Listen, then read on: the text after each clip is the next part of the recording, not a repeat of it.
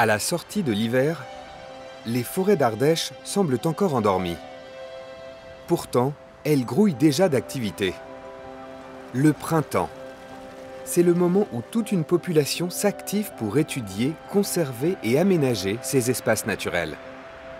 Cette forêt communale du parc régional des Monts d'Ardèche est gérée par les agents de l'Office national des forêts.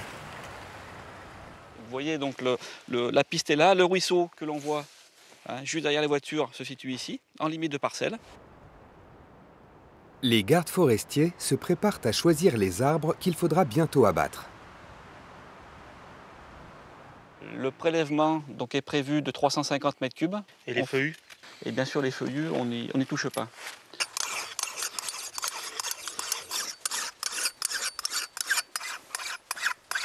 C'est l'outil indispensable. C'est le marteau forestier qui permet de marteler, voilà, qui permet de désigner les arbres qui seront choisis pour la vente et donc pour la coupe. Pas question de tout couper, ni de couper n'importe quel arbre. Les agents forestiers cherchent et martèlent uniquement les pins maritimes. Une espèce invasive qui freine le développement des variétés locales comme le pin Salzmann. Je regarde en haut, je vois deux pins maritimes qui sont au-dessus des deux pins de Salzmann. Donc je vais en prendre au moins un. Celui-là gêne le plus.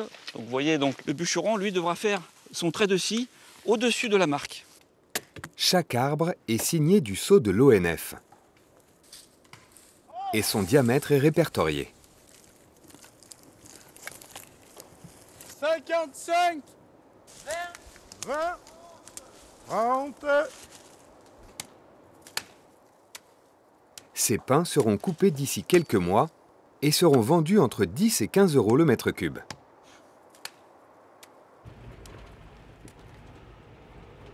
Abattre pour mieux régénérer les espèces, mais aussi replanter là où c'est nécessaire.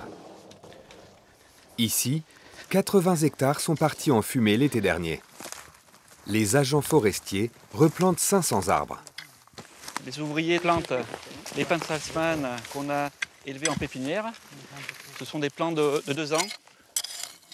Comme pour l'abattage, c'est la variété locale qui est privilégiée.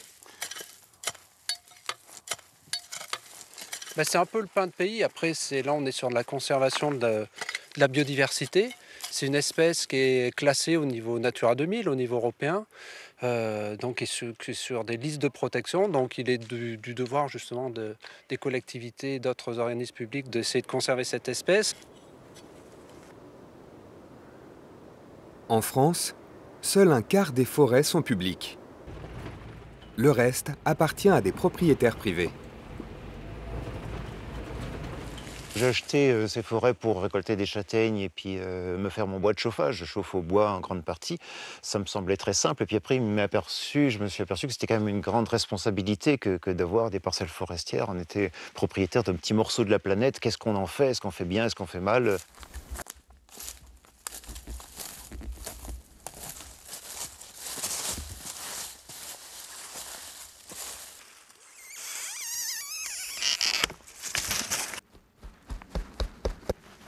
Le printemps, c'est la période où ce propriétaire forestier réalise des greffes.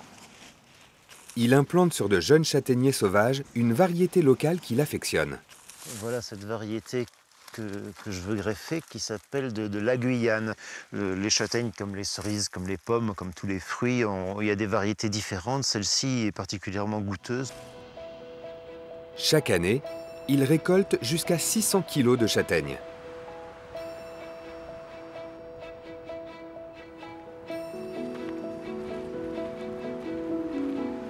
À quelques kilomètres de là, ces bénévoles, eux, ont la délicate mission de refaire le balisage des chemins de randonnée avant l'été.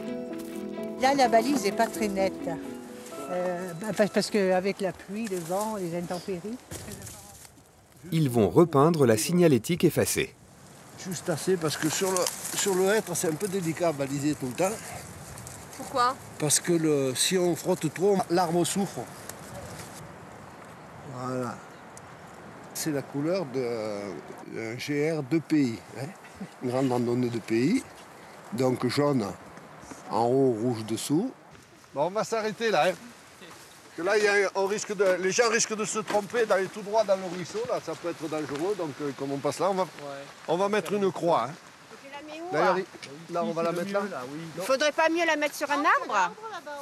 Ouais, mais l'arbre, il faut couper. Moi, ça, je trouve que c'est pas normal. Tu aurais dû tenir compte de notre avis à nous 6. Hein, on aurait dû voter. On aurait dû voter. On va pas voter quand même. Mais qu'est-ce que c'est une révolution ou quoi là? Alors attends, moi je... Une croix qui sécurise l'endroit. Dans ce département, il y a 7000 km de sentiers à entretenir. La forêt, c'est un tiers de notre territoire. Avec les beaux jours, elle accueillera en France, comme chaque année, 500 millions de visiteurs.